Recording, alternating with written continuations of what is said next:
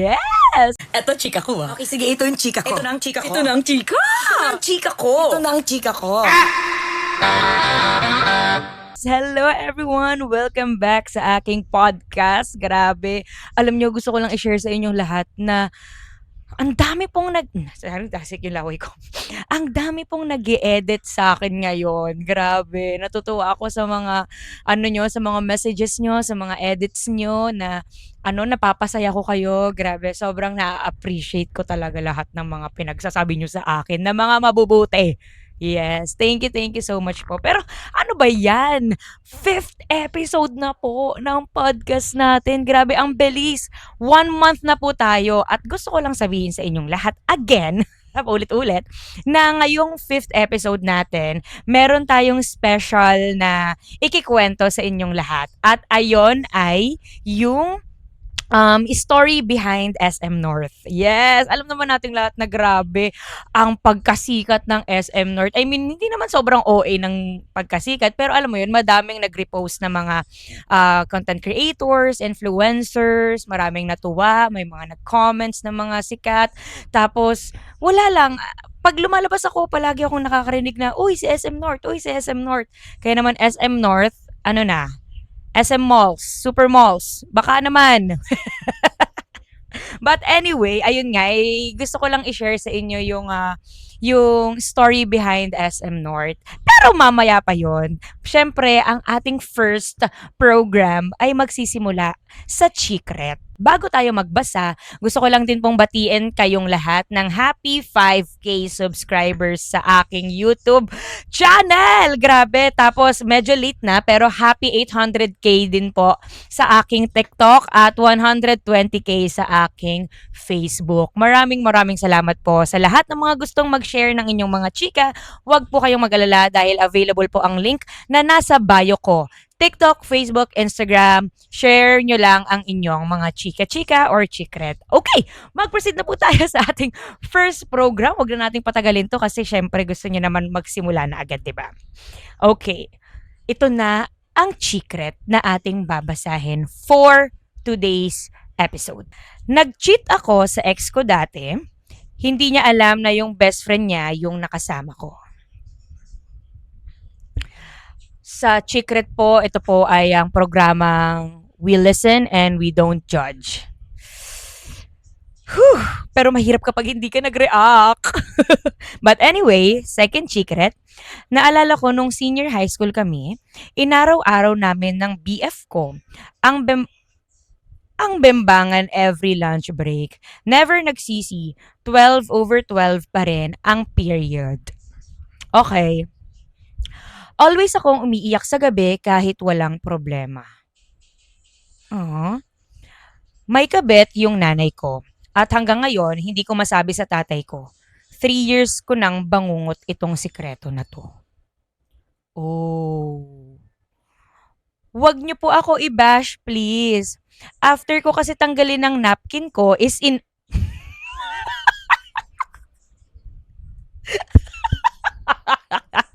Sorry, hindi pa tapos. After ko kasing tanggalin ng napkin ko, is inaamoy ko. Sorry kung weird, parang nababanguhan kasi ako. Minsan lang naman, hehehe. Minsan lang, every month tayong may period. Isang beses ka nireregla sa isang buwan, ilang araw kang nagsusuot ng napkin. Every time na magpapalit ka, aamuyin mo yun, te. Anong minsan lang? Ay, we listen and we don't judge. Okay, next. Nagtaka ako bakit masakit yung private part ko.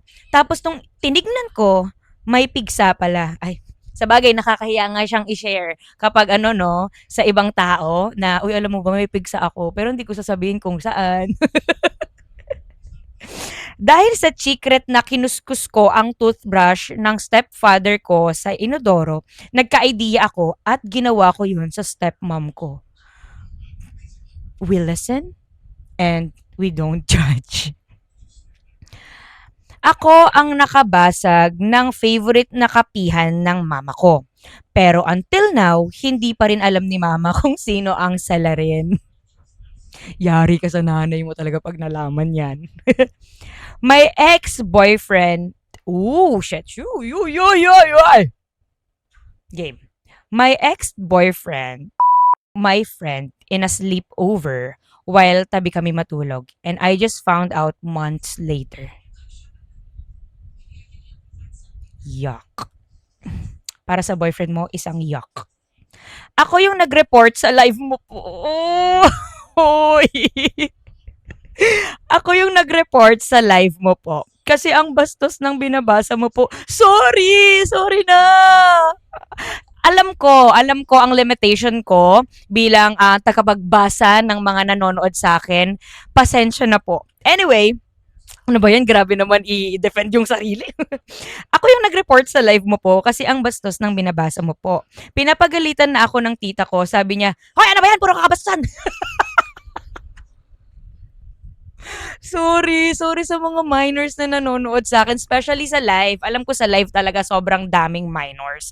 So ngayon, sobrang alam ko naman sa sarili ko na kailangan kong maging magandang ehemplo sa mga kabataan. Oo, kaya every time na magbabasa na po ako ng mga bastos, ganyan, syempre hindi ko na siya ikinikwento in detailed or ibinabasa in detailed. Okay, so ayun, grabe naman. Okay lang, nagigets ko kung bakit mo ako ni-report. Pero bakit naman umabot pa sa report? Di mo na lang talaga tinanggal yung live ko or inalis sa screen mo. Talagang ni-report mo ako. Pero, sige, I'll take full accountability. I'm so sorry. Oo. Medyo may pagka-people pleaser lang din talaga ako at gusto ko na mapasaya ko yung iba, 'di ba? At di ko masyadong naisip na nanonood ka pala. So, pasensya na. Pero very mindful naman ako, okay? So, ayun, thank you sa pagpapaalala sa akin. And ayun po ang ating 10 secret for tonight. Grabe, parang ang bilis naman nun. Mabilis ata tayo, oo. But anyway, since natapos na po ang ating first program na secret, dadako na po tayo sa ating main event kung saan sasabihin na natin ng maraming beses ang ito na, ang chika ko. But anyway, ayun nga po, sisimulan natin ang ating first chika sa storya behind SM North.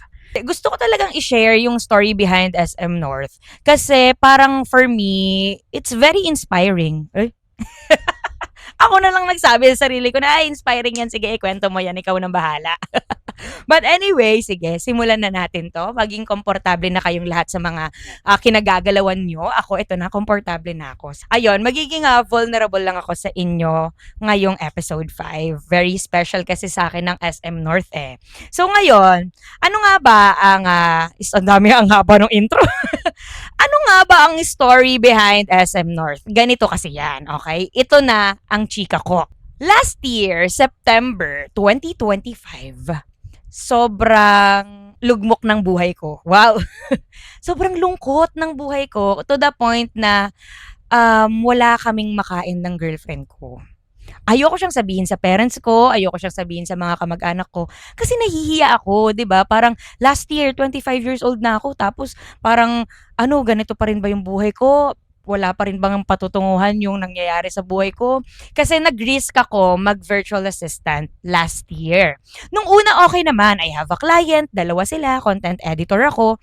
Pero nung biglang naging July, August, ganyan, June, July, August, September, as in grabe, 4 months, wala talagang pera. Savings ko, ubos na, as in sad-sad na, pati yung girlfriend ko, ganun na din, sad-sad na rin. I mean, sad-sad na din. So ngayon, umabot kami sa point na wala kaming makain. Kaya hindi ko na alam kung anong pumapasok sa isip ko. Ang dami kong iniisip na ano ba yan, para akong pilay, na ano ba yan, bakit ganito, bakit wala akong pera? Bakit ganito yung nangyayari? Sobrang hinambol ako ng buhay. Ang tagal kong nagkaroon ng ganitong problema about sa pera, about sa walang makain, ganyan, as in ang lala. Dumating sa point na, ayun na nga, nagkaayaan yung mga tita ko na pumunta ng SM. Tapos, ayoko sumama. Sabi ko pa sa girlfriend ko, ayoko sumama kasi baka mamaya may masabi sila sa akin na ang tanda-tanda ko na, tapos wala pa rin akong nararating sa buhay, wala akong trabaho, ganyan. So, ayokong makarinig ng gano'n. Siyempre, masakit yun sa feeling eh. Pero alam kong hindi naman gano'n yung mga tita ko. But at the same time, hiya ko na lang, 'di ba? Tapos ngayon, sabi ng girlfriend ko, "Sige na, pumunta ka na." Sabi ko, "Hindi, ayoko talaga." So, chinat ko yung pinsan ko. Sabi ko sa pinsan ko, pupunta ba kayo? Ihahatid ba kayo ni tito?" Ganyan. Kasi nga, may sasakyan yung pinsan ko eh. Sabi niya, "Oo, te, hatid daw kami ni Papa. Sasama ka ba?" Sabi ko naman, "Hindi. Hindi na. Sige, kayo na lang." Hanggang sa may narinig ako dun may nag-chat sa GC namin na tita ko na kakain daw sa Eat All You Can. Sabi ko, "Oy! Eat all you can! Shit! Sige, tara, punta ako." Sabi ko, "Hindi, sige, eat all you can. Tara, tara, kakain ako, kain." Kasi ilang araw nga kaming walang makain. I mean, may nakakain kami pero hindi masarap, ganyan. As in, sobrang tipid. So, ilang araw na ganun, parang ilang buwan ng ganun. Tapos sabi ko, "Sige, sige, sige, tara, parang it's my time na kumain naman ng masarap. Libre naman pala nila. O sige, sasama na ako." Hanggang sa nag-message ako sa pinsan ko, sabi ko, "Alis na ba kayo?" Sabi niya, "Oo, te, nakasakay na kami sa kotse, paalis na kami." Sabi ko, "Wait, wait, sasama ako." Eh, hindi pa ako naliligo. Tapos, ayun ata yung pinakamabilis na ligo ko. As in, parang wala pang 5 minuto, tapos na ako maligo. Tapos na ako maligo, tapos na ako magbihis, tapos na ako mag-toothbrush, tapos na ako mag-ayos. Sobrang bilis. So, pumunta na agad ako sa bahay nila kasi malapit lang naman sa amin. Sabi ko, "Sige, sasama na ako." Wala akong dalang pera. Ang laman ng wallet ko, ₱50 lang ata, gano'n. Ta's kinakabahan ako kasi baka may magpalibre, ganyan. Siyempre alam ng mga bagets pa kasi yung mga pinsan ko eh. And alam nila na siyempre nagwo-work na ako, ganyan. Pero hindi nila alam wala talaga akong trabaho. Gano'n. So ngayon, pagpunta namin sa SM North, ayun na yung hindi namin sila mahanap. Ayun na nangyari na yung kwento ko. So ayun na nga, nangyari na yung kwento ko na hinahanap ko sila sa SM North, eme, ganyan. Hanggang sa pumunta kami ng Eat All You Can, pero hindi kami kumain doon. Kumain kami sa isang fast food restaurant. Naku, pag nag-message talaga sa akin itong fast food restaurant na 'to, talaga namang grabe ang, pag-promote ko sa inyo. Kung ibe-message niyo lang ako. But anyway, ayun na nga. Kumain na kami doon at alam nyo ba, madaming natira na food. So ako, nag-take out talaga ako. Kaya sabi ko doon sa video ko na nag-sharon talaga ako, 'di ba? Parang walang hiya, nag-sharon-sharon pa talaga. So kumuha ako ng pansit, kumuha ako ng chicken kasi nga pag uwi ko ng bahay, wala na naman akong kakainin, walang kakainin yung girlfriend ko. So nag-uwi na ako ng food. Tapos edi ayun na nga, nakauwi na ako. Tapos awang-awa ako sa sarili ko kasi grabe. Grabe talaga yung, parang experience na gano'n, parang gustong-gusto ko kumain ng masarap pero wala akong makain ng masarap, gano'n. Tapos kinabukasan, in-upload ko yung video. Actually, ang daming takes nun. As in, ang daming takes nun. Hindi pa sumasagi sa isip ko na kailangan ko siyang i-cut-cut, ganyan. Kailangan i-cut mo siya or mag-cut ka naman ng video mo para huminga ka. Hindi 'te. Talagang tuloy-tuloy talaga yung pagchika ko dun sa SM North na yun. Tapos, nagulat talaga ako kasi, wow, gusto ng mga tao to. Kasi, ito yun yung gusto ko eh. Sobrang galing kasi, alam nyo ba, nasabihan ako one time ng, "Ano ba yan, ang daldal mo naman, parang wala namang sense yung mga sinasabi mo." Parang na gano'n kasi ako before. Nasabihan ako ng gano'n before na parang walang laman yung mga sinasabi ko, puro lang ako talak, puro lang ako daldal. Tapos siyempre, ano na yun sa akin eh, parang nasa ano ako na yun, nasa utak ko na yun palagi na, "Ay hindi, pag dumadaldal ako parang wala namang kwenta yung mga sinasabi ko. Sige, parang wag na lang ako dumaldal." Ta's nung na-share ko yung SM North na chika, dun ko na-realize na grabe, parang ito pala talaga yung strength ko. Strength ko pala talaga yung pagiging madaldal ko, yung pagkakaroon ko ng maraming opinion sa mga bagay-bagay, yung reactions ko, yung personality ko. As in, ito pala yung magugustuhan ng tao, yung ako.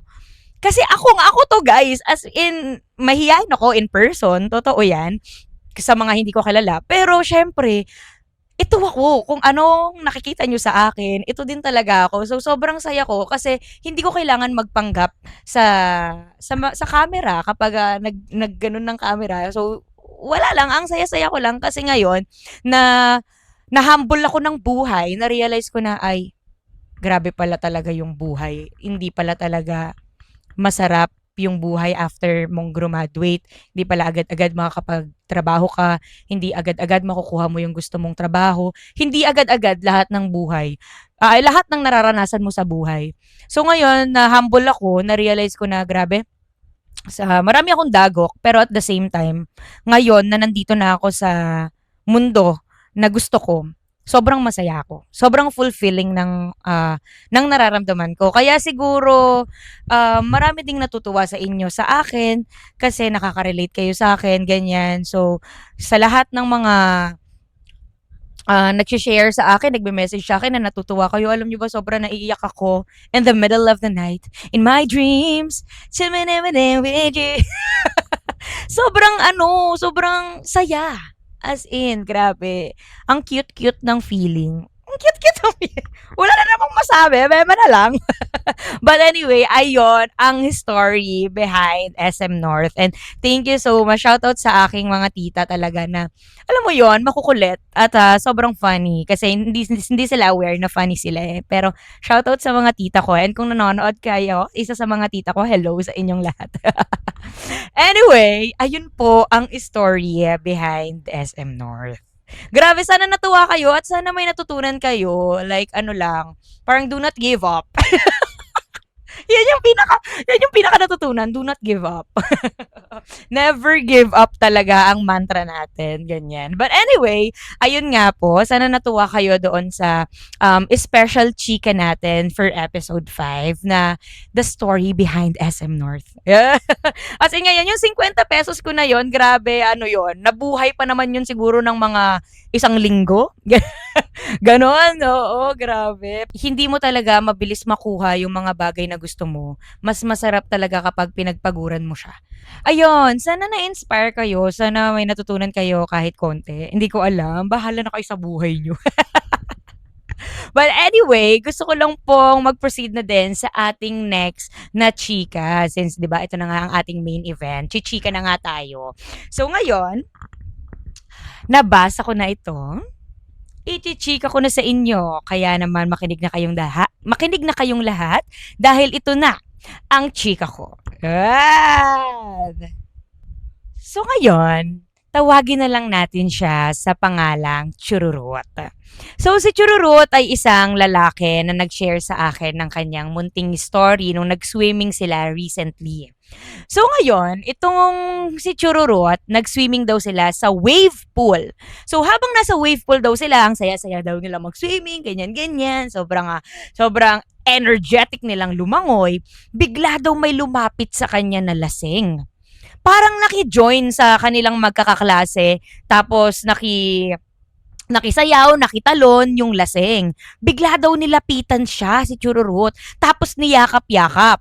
So ngayon, syempre ito si Chururut, parang, ano ba do? Parang bigla na lang itong nangyayakap. O sige, pagtripan ko na lang din. Sige, sabayan ko na lang din. So kung tumatalon ka, tatalon din ako. So niyakap niya daw itong lasing, tapos tumalon-talon daw sila ng ganyan. So habang tumatalon-talon daw sila, ang saya-saya niya daw.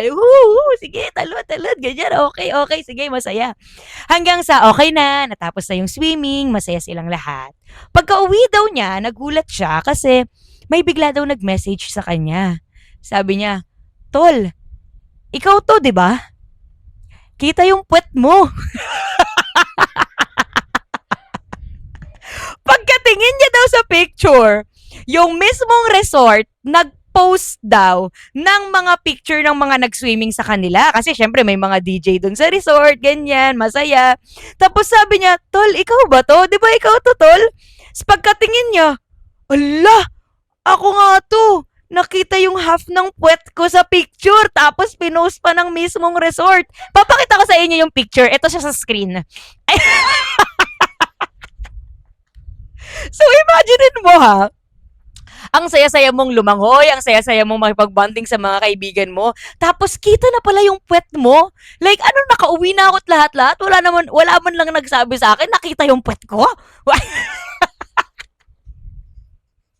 Ayun ang kanyang chika. Diyos ko po. Ay, sobrang awkward nun, te, no? Isipin mo, ang dami-dami nagsiswimming, tapos kita yung puwet mo. Like, hala ka po. anyway, ang ating next na chika ay about ulit sa swimming. Same person, si Chururut ulit. So ngayon, ito na nga, nabasa ko. Actually, hindi ko siya nabasa ikinuwento siya sa akin. Ichichika ko na sa inyo. Kaya naman makinig na kayong lahat dahil ito na ang chika ko. So ayun na nga, since nasa wave pool nga sila, lumalangoy-langoy nga sila, masaya sila. May part kasi dun sa wave pool kung saan malalim. May bola sa gitna, tapos yun yung nagpapa-wave nung pool. Tapos ngayon, nasa gitna siya, since matangkad nga siya, at saka medyo malaki siyang tao, abot na abot niya yung, yung swimming. Yung tubig sa swimming pool. Hanggang sa may nakita daw siyang babaeng nalulunod. Ngayon, nagulat siya kasi, kaklase ko to, kailangan ko tong iligtas kasi same sila ng damit. Alam niyo na siguro yung sunod na nangyari. But ayun na nga, kinuha niya daw yung babae, hinatak niya, kinapitan niya talaga, tapos hanggang sa dinala niya sa wala ng wave. Ginanon niya yung babae, okay ka lang ba? Ano ka ba? Ba't ka nasa gitna? Pinagsabihan niya pa daw. Tapos, pagkatingin daw niya, syempre, babae, ganun-ganun yung buhok kasi, nalunod eh. Pagka ganun daw niya ng buhok niya, nagulat daw siya kasi, hindi ko pala ito kaklase. Sorry ate, sorry. Siya pa yung nag-sorry kay ate. Niligtas niya na nga, napaka people pleaser. Siya pa yung nag-sorry. Sabi niya, ay, sorry, hindi pala ikaw yung yung tropa ko. Ba't ka pa nag-sorry? Naligtas mo na nga siya. Tapos si ate naman daw, okay lang, thank you. Hinihingal-hingal. Okay lang, thank you. Wow, grabe. Apakabuti naman ng puso niya, no? Ililigtas. Paano kung hindi mo talaga yun kaibigan? Na-realize mo na hindi mo yun kaibigan? Ililigtas mo pa rin ba o hindi? Hindi. Hindi niya yun nililigtas. Kilala ko yun. Hindi, ililigtas niya yun. Mabuting tao yung nag-send sa akin ng kwento na yun. Nag-send, hindi pala nag-send. Nagkwento sa akin. But anyway, ayun na nga. Thank you so much for your chika-chika ret, chururut. Oo. Proud na proud ako sa'yo. But anyway, mag-proceed na po tayo sa ating next na chika. Gusto ko lang sabihin sa inyong lahat ng ating next na chika po ay may pagkasad. So, kailangan may maramdaman naman tayo. Makinig ang lahat ng nandito sa bahay na ito. Dahil ito na ang next na chika natin. Pati sa inyo, makinig din kayo. Siyempre, nanonood kayo sa akin eh. So, nabasa ko na ito. I-chika ko na sa inyo. Makinig na kayong lahat dahil ito na ang chika ko. So, this chika is from Satang. Si Satang, isa siyang bading na grade 8 student. Okay? So, grade 8 student siya nung nangyari sa kanya to. Meron siyang kaklase na badminton player. Sobrang pogi. Para daw siyang hulog ng langit. Tapos, hindi niya daw ito masyadong close kasi nga parang out of touch. Touch.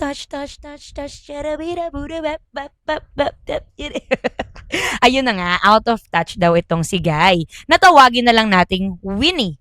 Si Winnie ang pangalan ng lalaki. Tapos ang eksena daw nila ay parang langit daw si Winnie. Siya naman daw, si Satang, ay lupa. At ang hirap daw talaga niyang abutin. Pero sobrang gwapo daw talaga at in love daw talaga siya. Since hindi nga siya makalapit dito kay Winnie, ang ginawa ni Satang ay alam ko na. Alam ko nang gagawin ko para maparamdam ko naman sa kanya kahit papano na gusto ko siya at mahal ko na siya. Kumuha daw siya ng sticky notes at naglagay daw siya doon sa sticky notes ng good luck sa game mo mamaya from table tennis player. Yung table tennis player, isa daw kasing table tennis player itong si Satang. Okay, so ayun na lang yung nilagay niya. So, from table tennis player. Sobrang insecure din daw itong si Satang sa sarili niya. Kaya ayaw niya ding masyadong lumapit dito kay Winnie kasi feel niya baka mapangitan sa kanya. Ang itsura niya daw kasi ay may pagka-chubby tapos maitim. Tapos, sobrang insecure niya sa sarili niya. Ayaw niya sa sarili niya. Ganon.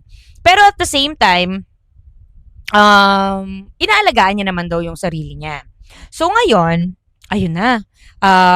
Napadalas na ang paglalagay niya ng sticky notes doon sa desk ni Winnie. So, good luck sa laban sa game mo mamaya, ganyan-ganyan, since badminton player nga.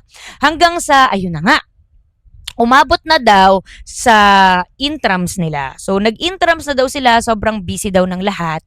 Hanggang sa meron daw dong dance troupe kung saan kailangan daw nilang sumayaw-sayaw. Hindi niya daw ine-expect na magiging kagrupo niya si Winnie. So, ngayon sabi niya, oh my God, ang swerte ko naman. Kagrupo ko siya sa sayaw, eme-eme ganyan.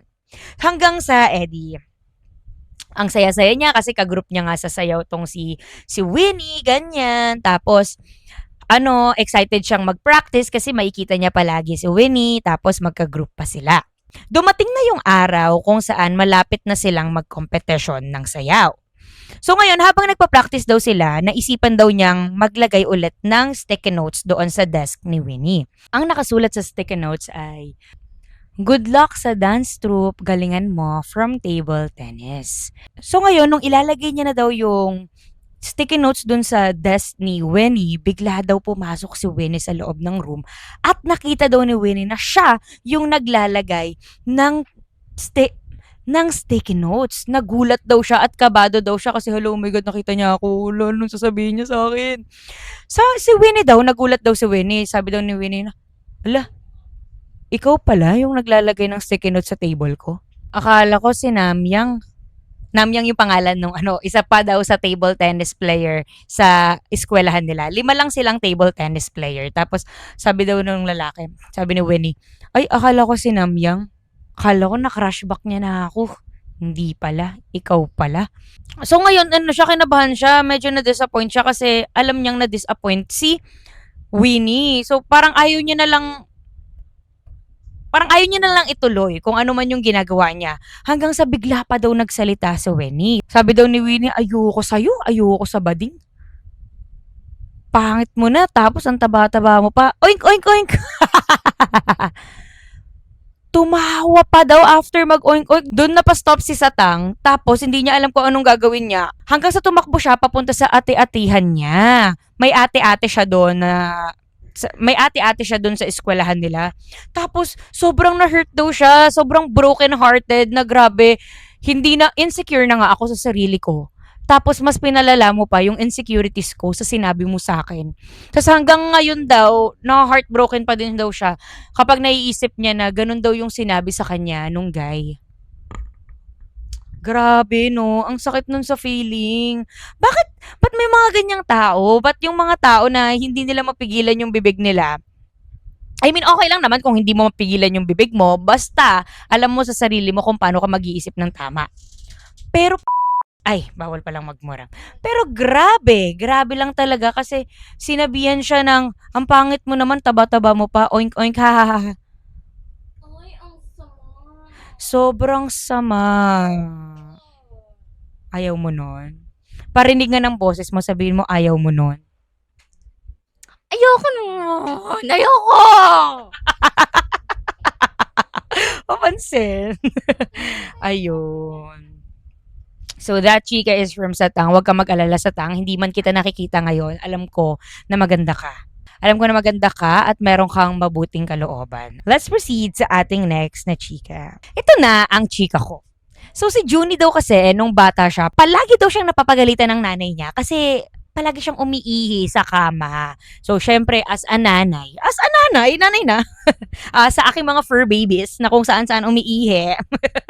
Pero ayun nga, nakakainis daw, sabi ng nanay niya sa kanya. Naiinis daw yung nanay niya kasi ano ba yan? Bakit hindi ka marunong umihi sa sa CR? Bakit iihi ka pa sa bedsheet? Iihi ka pa sa kama? Iihi ka pa sa mga unan? Galit na galit daw yung nanay. So ngayon, napansin daw yun ng ate niya. Natakot din daw yung ate niya para sa kapatid niya, sa bunso niyang kapatid na si Junie. Kasi nga palagi ngang pinapagalitan. So one time daw, nung natutulog daw sila, hindi daw sinasadya ng ate niya na mapaihi din daw sa kama. So, syempre, since nag-flashback sa ate niya lahat ng pagsigaw ng nanay niya, lahat ng galit ng nanay niya nung pinapagalitan yung bunso niyang kapatid, ang ginawa daw niya, binuhat niya daw yung kapatid niya, itinulak doon sa basa at doon daw nilagay yung kapatid niya. Para paggising, malalaman ng nanay na si bunso na naman ang umihi. At nangyari nga ang binabalak ng ate niya. Kinabukasan, nagulat na naman ang nanay, pinagalitan na naman si Junie kasi siya ang naihi. So, so ngayon, ang nangyari, hindi daw niya yun sinabi. Parang hindi pa daw sinasabi sa kanya ng ate niya na yun yung ginawa niya. Hanggang sa natapos na siyang pagalitan, ganyan-ganyan. Tapos sinabi daw sa kanya ng ate niya na, ako yun, ako talaga yung umihi, nilagay lang kita dun. Sorry, wag na lang natin sabihin kay mama para hindi na, wag na lang natin sabihin kay mama kasi hindi naman na ako napagalitan eh. Ikaw na bahala ka na dyan. Yon, ang chika niya. Pero grabe naman yun, te. Kawawa naman yung kapatid mo. Bakit naman ganun ang ginawa mo? Sana umamin ka na lang. Ay, nagalit yan. Next, chika po tayo. Ito talaga, super sad ng chika na to. Habang binabasa ko siya kanina, medyo naluha-luha ako. Kaya naman magsimula na tayong lahat dahil ito na po ang chika ko. This chika is from Chururut. So, the night before graduation niya ng grade 6, ay sobrang excited siya. Kasi meron siyang 7 medals, meron siyang mga certifications na alam niyang marireceive niya. At saka meron din siyang parang may mga outstanding siyang awards, ganyan. So super excited siya sa graduation niya. So ngayon alam na yan ng parents niya. So the night before the graduation, nasa loob siya ng bahay, pati ang nanay niya. Bigla daw umuwi yung papa niya. Pag-uwi ng tatay niya, yung tatay niya may dala-dala daw na pinagbabawal na gamot. Siyempre, nagulat yung nanay niya at nagalit sa tatay niya. So ngayon, yung nanay at tatay niya ay pumasok sa loob ng kwarto at doon daw sila nag-away. So siyempre, bilang grade 6 student, 'di ba, bagets na bagets pa, gusto niya na tumigil na sa pag-aaway yung mga magulang niya. Pumasok siya sa loob ng kwarto. Akala niya, titigil sa pag-aaway yung magulang niya pero hindi. Mas lumala pa daw yung galit nung tatay niya sa nanay niya. Nadamay din daw siya. Nagalit din daw sa kanya yung tatay niya. Sa sobrang galit daw ng tatay niya at parang hindi niya daw maintindihan kung bakit sobrang galit na galit yung papa niya. Bigla daw sinuntok ng tatay niya yung nanay niya sa tiyan. Doon daw siya parang sumikip yung dibdib niya at hindi niya daw maintindihan kung ano yung mararamdaman niya. Kasi nga, bakit to ginagawa ni Papa? Bakit the night before ng graduation ko pa? Bakit to nangyayari? Sa sobrang galit ng tatay niya, sumigaw daw yung tatay niya. Sabi ng tatay niya, pumunta ka mag-isa sa graduation mo. Bahala kayo sa buhay nyo. Sabi daw ng tatay niya, galit na galit. So kinabukasan, araw na ng graduation niya. Sobrang lungkot niya kasi hindi pumunta yung papa niya, hindi din pumunta yung nanay niya. So, ang nagsuot lang sa kanya ng medal ay yung mga teacher na nandun. So, ayun, yung awards niya, 7 medals, meron siyang outstanding award, meron din siyang mga certificates. Sobrang proud siya sa sarili niya. Pero, hindi siya masaya kasi wala nga doon yung parents niya. Ito pa yung nakakalungkot kasi nung araw ng graduation niya, yun din yung araw na birthday din ng mama niya. Sobrang sad. So, let's proceed na po sa ating next na chika. Ang ating next na chika ay, ay galing po kay Miss A. Kaya naman, ito na ang chika ko. So, si Miss A daw kasi ay taga Batangas. Bumibili daw siya ng pizza. So, ngayon, nandun siya sa cashier, hindi naman daw niya namalayan na meron pa siyang kasunod. So, ngayon, umorder na siya. Ganito, chururut, eme po. Tapos, ngayon, dumating na daw yung order niya. So, siya daw yung nag-pick up ng order niya. Tapos, nung nandun na siya, di niya daw alam kung anong pumasok sa utak niya. Sabi niya dun sa may bandang cashier, ano ba yan? Hindi ko naman po ito order. Mali naman po yung order ko. Regular po at hindi po Hawaiian. Tapos, ngayon, sabi nung server doon sa pizzahan, ay, Neng, hindi sa'yo yan. Maghintay ka ng iyon, niluluto pa. Nagulat daw siya, tapos para siyang napahiya. Kasi, ay, di pa pala luto sa akin. Bakit ako nag-inarte? Bakit ako biglang nagre-reklamo doon? Hindi naman pala sa akin yung order na yun. Wait lang, sobrang, kaya ko siya napili kasi ang daming nangyaring ganyan sa buhay ko. Parang yung tita ko, may ganyan siyang experience na, ay, mali po yung order nyo, wala pong ice cream. Ay, ma'am, hindi po sa'yo yan. Excited ka po. Pwede maghintay. Nagutom na gutom yarn. But anyway, ayun nga po, mag-proceed na po tayo sa ating next na chika. Ito na po ang ating last na chika for today's episode. Alam nyo ba, kung alam nyo lang guys, na ngayong araw na to, ang dami pong aberya na nangyari. Nag-iinit yung phone ko, kailangan kong ilagay sa loob ng ref, tapos may bisita kaming dumating, tapos biglang may tumatawag sa akin. Tapos ang daming aberya, hindi matuloy-tuloy tong podcast na to, pero ayun na nga, grabe, umabot tayo sa huling chika natin. Kaya naman wag na tayo magpatumpik-tumpik pa. Tuloy na po natin to. Ito na po ang ating last chika. Makinig na kayong lahat dahil ito na ang chika ko. So this chika is from, ang daming laway na So nilapit ko pa yung face ko. So this chika is from Chururut. At nangyari daw ito sa kanya nung pandemic. Kasama niya yung kanyang pinsan. So nagda-drive daw sila around Mother Ignacia sa may Timog. So ngayon, naghahanap sila ng gamot para sa mama niya. So habang nagda-drive daw siya doon, paikot-ikot daw sila, naghahanap ng gamot. So bigla daw nag-red daw yung traffic lights. So nag-stop siya. Hanggang sa maya-maya, nag-green na din daw yung traffic lights at umandar na daw siya. Habang umaandar na siya, bigla daw, boosh! Bigla daw may bumangga daw sa kanila. So ngayon, nagulat sila kasi, ay, go naman na, bakit kami nabangga? O sige nga, tignan nga natin. May bumaba daw na babae sa loob ng sasakyan nung nakabangga sa kanila at may bumaba din daw na lalaki. So syempre sila, bumaba din daw sila. So baba, ganyan. So ganito ang nangyari. Sabi daw nito ni Chururut, Sir, okay lang po ba kayo? Bakit hindi po kayo huminto? Naka-go na po kasi kami eh. Sabi naman daw nung lalaki, Ma'am, nag-slow down po muna ako. Sir, naka-stop na nga po kayo. So, dapat huminto kayo. Hindi po slow down. Meron po ba kayong license? Sabi daw niya.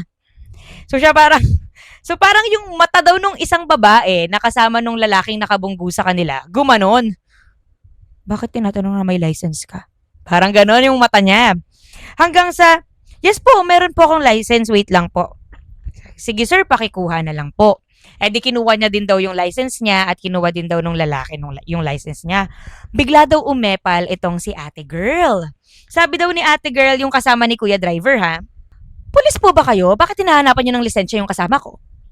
Biglang nag-attitude daw, eh hindi naman siya yung mayawak ng manobela, bakit ka nagsasalita dyan? So sabi naman daw niya, hindi kami pulis. Pero pinsan ko, si Cardo Dalisay. Tapos ngayon, seryoso daw siyang sinabi niya yun ha. Seryoso siyang sinabi niya yun. Tapos yung pinsan niya daw, tumatawa daw sa gilid.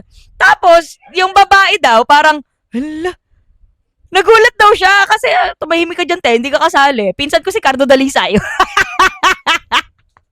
So ngayon, yung babae, hindi na lang daw umimik. Okay, sige. So yung lalaki na nagda-drive, si kuya driver, ibinigay na daw yung license niya at siya naman din daw, ibinigay niya din daw yung lisensya niya. Hanggang sa nagkaroon naman daw sila ng agreement na, sige, ganito na lang po, bayaran niyo na lang po yung nabangga niyo po sa akin, ganito, ganyan. Maayos kausap si kuya driver. Hanggang sa, sobrang nagpipigil daw talaga siya ng tawa the moment na sinabi niya yung Cardo Dalisay kasi parang ano niya lang yun eh, intrusive thoughts niya lang yun, nalabas ng bibig niya. Tapos ngayon, ang sama-sama daw ng tingin ng babae sa kanila. Parang ano ba to? Bakit naman ganito yung tingin nito? Nagkaayos na nga kami ni kuya driver tapos ganyan pa yung eksena. Di naman siya yung nagda-drive, ganyan. Bago daw sila sumakay, bago sila bumalik sa kanya-kanya nilang sasakyan, yung babae daw biglang nagsalita. Ano ba naman yan? Bakit kasi hindi ka huminto? Nakita mo na palang nag-stop. Bulag ka ba? Or siya nga? Sabi niya daw dun sa driver, narinig daw nila. Sabi naman daw ni kuya driver, manahimik ka na nga lang, kaya nabangga dahil dyan sa bunganga mo eh. Nawawalan ako ng concentration dahil sa pagmamaneho dahil dyan sa bibig mo.